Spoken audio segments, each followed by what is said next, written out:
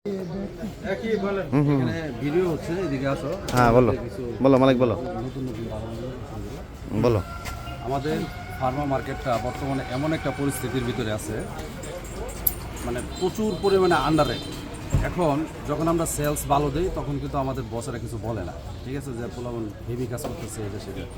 কিন্তু একটা সময় যখন পোলাইতে না পারা যায়, সেলসটা এমন একটা লেভেলে চলে গেছে, তখন আমরা আসলে নিজেরাই মানে একদম মানে উত্তপ্ত একটা মানে সাগরের মাঝে বাসি, না পারি পিছনে যাইতে, না পারি সামনে যাইতে, মাঝখানে শুধু ঢেউ খেলি।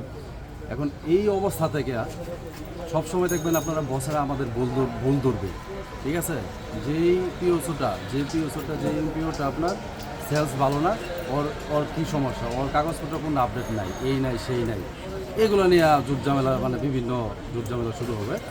যে এর মধ্যে থেকে দেখবেন যে পিওসো সব সময় আগাগোড়া কাগজপত্র সব ঠিক, এ কিন্তু এই ফার্মা মার্কেটের সবচেয়ে বড় সুর।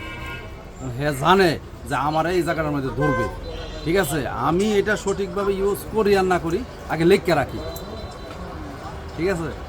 যাই হোক, এটা হচ্ছে ফার্মা মার্কেটের একটা মানে একটা গোপন বিষয়, আমি আপনাদেরকে বললাম, কেউ মানুক আর না মানুক, ঠিক আছে।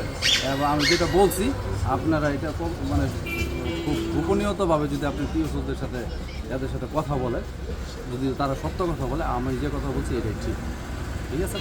ভালো থাকবেন, আমাদের জন্য দোয়া করবেন, আমরা খুব কষ্টের মধ্যে আছি ভাই।